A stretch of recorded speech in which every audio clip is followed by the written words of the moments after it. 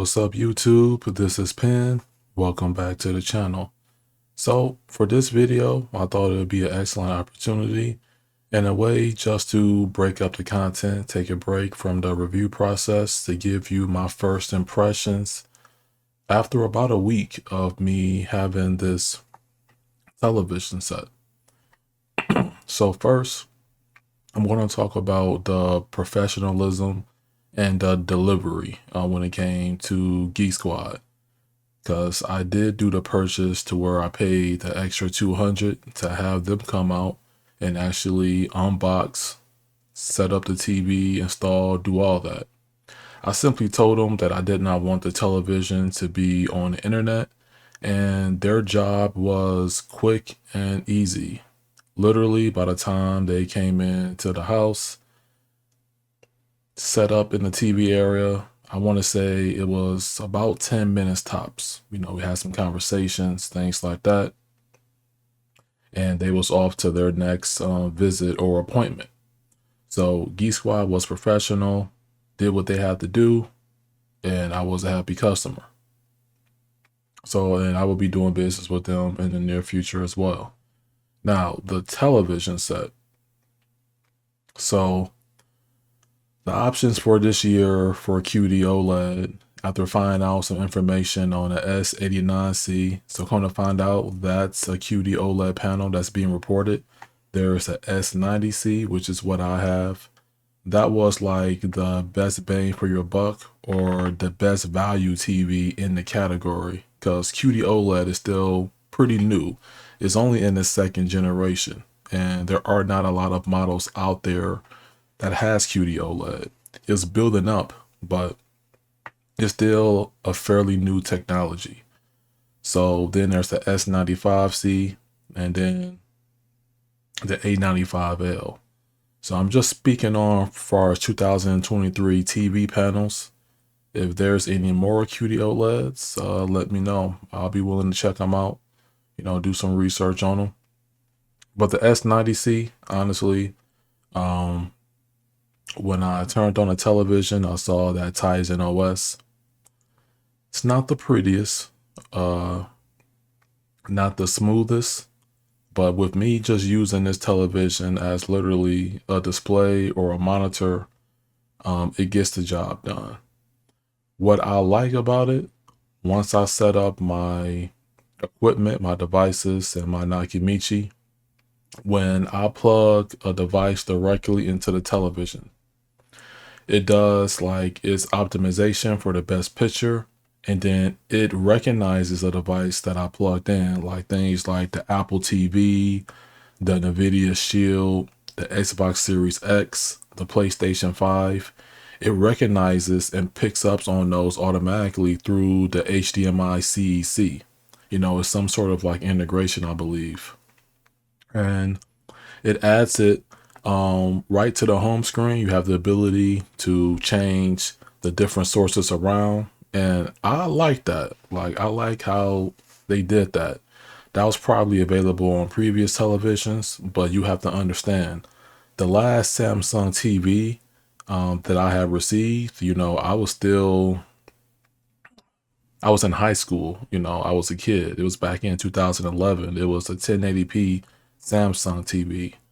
The TV had HD, but back then, didn't have no HDR and, none of that. So this is my first 4K Samsung television.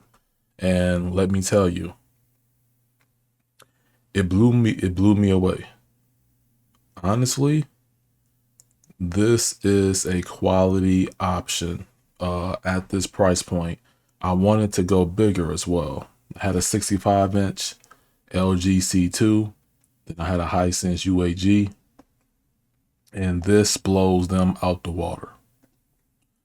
The technology, the OLED combined with the quantum dots. Samsung is known for their colors and their brightness, and I wanted something that was going to be a noticeable difference, not only in the size but also in the panel, like the processing, the picture quality. And I got exactly what I wanted with this. I even had some videos going over how does streaming look versus, 4K Blu-rays, for example. And I've tried both to where I streamed using the NVIDIA Shield paired with this television, and I use AI upscaling. And I even tried it with a different device, such as the Apple TV, where rather I play with the sharpness or I had it on 0. And it's going to depend on the source and the film, of course. But streaming looks pretty good on this TV. It's decent. But the best possible source is the 4K Blu-ray. And when I played Pacific Rim, and this was a rewatch, it completely changed the game. It almost felt like it was a new film because the detail, the epicness, the three-dimensional effect that it had on the screen. It's like it was more closer to that cinema feel for me, if that makes sense. And in person is breathtaking. And literally, YouTube doesn't do it no justice. I know I've shown examples, some clips, some stills, things like that. Posted some screenshots on the community tab here and there. But when it comes to SDR, HDR, anything, the TV has presets. So there's dynamic.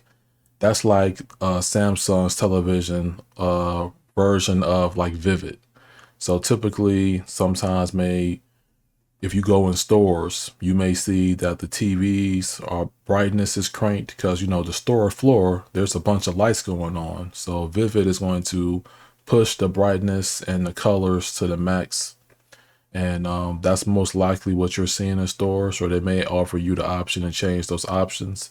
But to show off, what attracts people when it comes to Samsung TVs is that,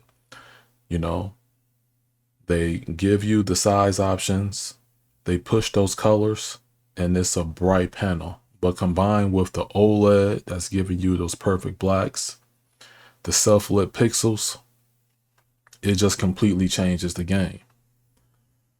For playing games, so I played 2 games so far.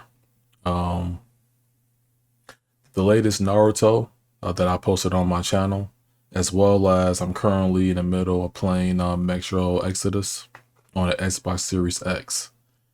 And HDR shines bright like a diamond. I got my picture settings dialed in exactly the way I want them. And man, when it needs to be black, when it needs to give you that black on the screen, it gives you it. But when it needs to pump up the brightness and show you what it needs to show you, like how it's supposed to look, it does that well as well. This is a beast of a technology. And that's all I could tell you. Of course, I'm going to be posting up some more content as the days go by. And yeah, gaming on this, like my usage, when it comes for me purchasing a television set, I have to factor in what are the gaming features, what's the latency, and what are they bringing to the table. It's a movie TV as well as my gaming TV, but gaming would be the top priority. So my usage is going to be more like 70% gaming, 30% movies, or in some cases, 80% gaming and 20% movies. This week so far, so I'm in the second week of owning this TV, I've been gaming more than I've been watching movies because naturally that was the priority. And when it comes to gaming features on a panel of this quality, Samsung brought in heat this year. A lot of people may not want to admit that, but they bring in that heat and they introduce QD-Oled to the market.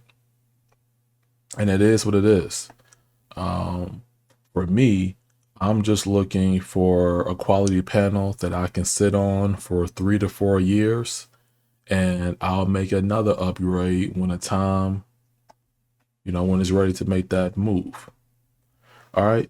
So now I didn't want to get into the Best Buy with the warranty situation as well, because, this is a part of the experience. So they had some very professional and nice chat representatives. And I spoke to a lady on the phone, and I spoke to some people, via text chat directly on the website. Okay. Now, here's the thing. I'm a member of their highest plan. I'm going to show that here. Let me load this. So my Best Buy total. So my Best Buy total is their highest plan. This is yearly. Okay. So I just bought the highest one because it comes with some additional benefits, as you can see. But you can read this for yourself. The video at this part won't be about this. What happens is that when you invest in Best Buy in that magnitude, every purchase that you have automatically comes with a 2-year warranty right off the gate, right? What I wanted was a 5-year warranty because, once again, I plan on sitting with this panel for a longer period of time. I'm not going to be doing the yearly upgrades from this point forward because the quality on this panel, I have everything that I want. And if it doesn't screw up, this will be something that I will have. I will skip the 3rd generation, 4th, 5th, and possibly upgrade on the 6th generation of QD-Oled. But I digress. I wanted a 5-year warranty. So what has to happen is, when I was speaking to the chat representative, they had to cancel my 2-year warranty that came with my membership so that I can have the 5-year Geek Squad warranty. Apparently, I couldn't have both, which would have meant like 7 years.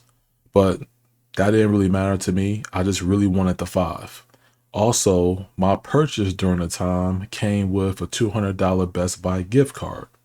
So what would happen is that they sent me a pay link to where they had to cancel the 2-year one, and then they sent me a pay link to where I can purchase the Geek Squad warranty. So I applied my gift card. It took the $200 off, and then I was going to pay, $300 and some change, things like that. It automatically applied the discount, right? So whenever I would do, I tried my debit card first, and they said unable to process this transaction. Then I tried my credit card. I said, that's funny. So I never had this issue before. And I tried that. So I'm like, all right. I told the chat representative, hey, one moment, please. I'm going to call my bank.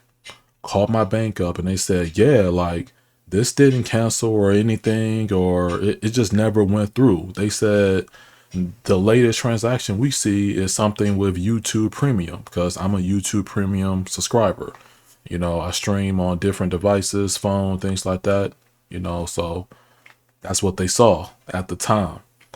So I'm like, that's very funny. And they said it has to be on Best Buy's end because both the credit and the debit card did not go through.